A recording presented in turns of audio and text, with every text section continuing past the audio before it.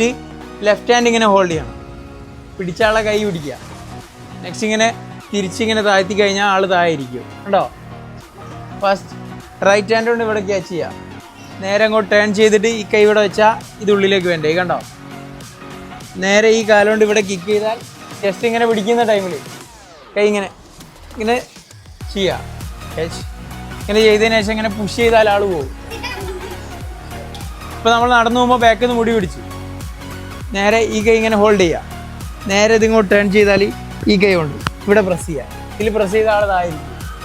ഇതിവിടെ